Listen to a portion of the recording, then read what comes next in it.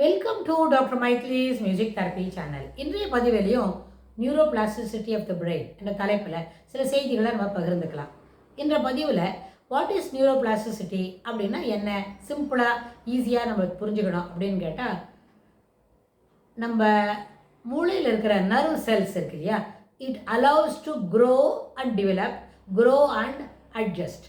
அதுதான் முக்கியமான விஷயம். பல்கி பெருகிறதுக்கும் இந்த நியூரல் நெட்வொர்க்கில் இருக்கிற புது புது நியூரல் செல்ஸு வளரும். அது நிறைய பெரிய அளவில் டெவலப் ஆகும். சின்ன பதிவில் பார்த்தோம், சின்ன குழந்தைக்கு அவ்வளோ இருக்கும், கொஞ்சம் ஒரு 10 வயசில் இவ்வளோ தான் ஆகும்னா அதுக்கப்புறம் வளராதா அப்படின்னு இல்லை. இன்னும் அப்படியெல்லாம் ஒரு நெகட்டிவ் வார்த்தையே இல்லை. ஈஸ்வர சிருஷ்டியில் இது மட்டும் தொடர்ந்து இருந்துக்கிட்டே இருக்கும். அப்படின்னா அதில் நம்ம படிக்கிறோம், இந்த இந்த சப்ஜெக்ட் படிக்க போகிறோம், காக்னிட்டிவ் நியூரோ சைக்காலஜி படிக்க போகிறோம்னா அது நீங்கள் எவ்வளோ நாளைக்கு படித்து கொண்டே இருந்தாலும் அதற்கு தொடர்புடைய அந்த ஏற்கனவே சொல்லியிருக்கோம், நினைவாற்றலை பெருக்கிக் கொள்வது எப்படி அப்படின்னு படிக்கும்பொழுது அது ஒரு neural loop, neural network, neural நாட்டு, சென்ட்ரல் டெண்டன்சி அதெல்லாம் இருக்கும்னு சொன்னோம். அந்த சென்ட்ரல் டெண்டன்சிலாம் இருக்கச்சு அது ஒரு 10 வயசு குழந்தைக்கு ஒரு சென்ட்ரல் டெண்டன்சி, ஒரு நியூரல் லூப் அதெல்லாம் இருக்குன்னு சொன்னால் அதில் தொடர்ந்து அதே சப்ஜெக்டில் நிறைய படிக்கும்போது இட் கெட்ஸ் ஸ்ட்ரெங்தன்டு.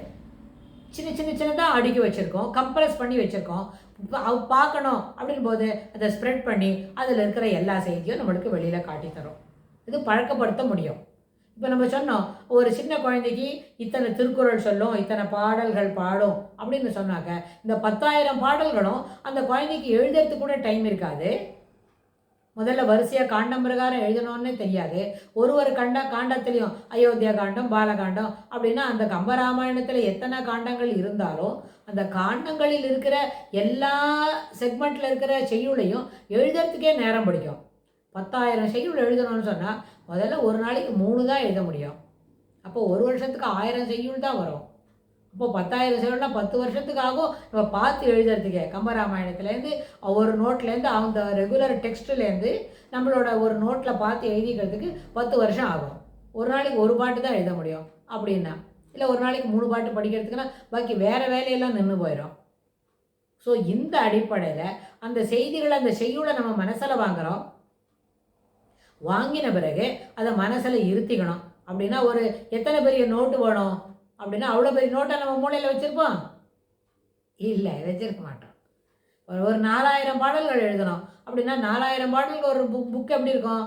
அதுக்கு கருத்து, பொழிப்புரை, விளக்கவுரை எல்லாமே எழுதினது கூட அதில் ஒரு 700 பேஜ் 1000 பேஜ் போல் இருக்கும்னா 1000 பேஜாக மூளையில் இருக்கும்? இல்லை. இந்த 4,000 பாடல்களை பார்க்காத சொல்கிறவங்களாம் இருப்பாங்க. என்ன பண்ணோம், காணா பாடமே பார்த்துட்டு அப்படியே சொல்லுவாங்க. அதுக்குள்ளே இருக்கும். அந்த ஃபோல்டரை அடித்தா அந்த 10 பாட்டாக வந்துக்கிட்டே இருக்கும், வரிசையாக வரும். அதே போல் தான் கம்பராமாயணம், பாலகாண்டத்தில் இருக்கிற செய்யுளை சொல்லுன்னு சொன்னால் அவங்க எந்த படலத்தில் சொல்லணும் அப்படின்னு சொல்லி கேட்டாங்க. ஆமாம், அந்த படலத்தோட சப் டைட்டிலில் சொல்லிட்டோம்னு வைங்க, அதில் இருக்கிற 50 பாசுரத்தை அவங்க உடனே வேகமாக ஒரு ரெக்கார்டு பண்ணினா எப்படி சொல்லும் அதுபோல் அவங்க சொல்லுவாங்களா இருக்கும்.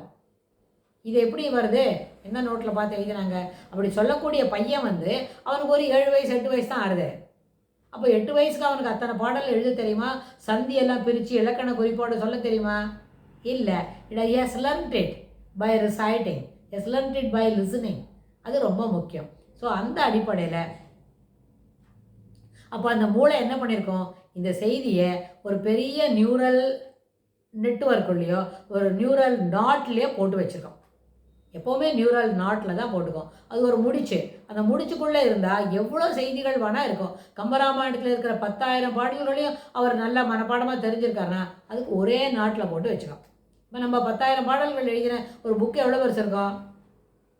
அது கொஞ்சம் யோசித்து பார்த்தா அது நகைப்புக்கு இடம், ரொம்ப அஸ்டானிஷிங் அப்படி இருக்கும். அப்படி இல்லை, அது ஒரே ஒரு நாட்டில் சின்ன ஒரு சிப்பில் நம்ம ஒரு 2 ஜிபிக்குள்ளே எத்தனை கணக்கெல்லாம் ஸ்டோர் பண்ணி வைக்கிறோம் இல்லையா, அதுபோல் ஒரு 4 ஜிபி இடத்துல அத்தனை பெரிய செய்தியை அது ஸ்டோர் பண்ணி வைக்கும்.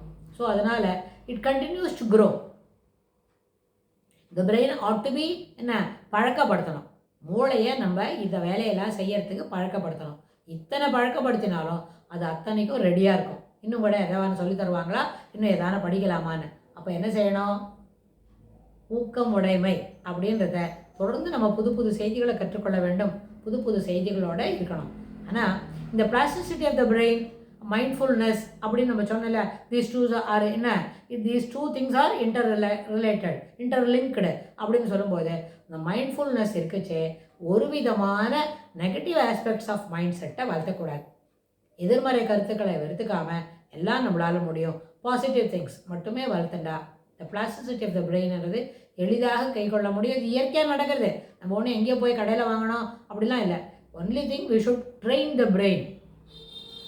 அதை நல்லபடியாக பழக்கப்படுத்தினாலே இந்த எல்லா செய்திகளும் நமக்கு கைமேல் பலன் தரும், கை கொள்ள முடியும் என்று சொல்லி இந்த பதிவை நம்ம நிறைவு செய்கிறோம். தொடர்புடைய செய்திகளை வரப்போகிற பகுதிகளிலும் பார்க்கலாம். தேங்க்ஸ் ஃபார் வாட்சிங்.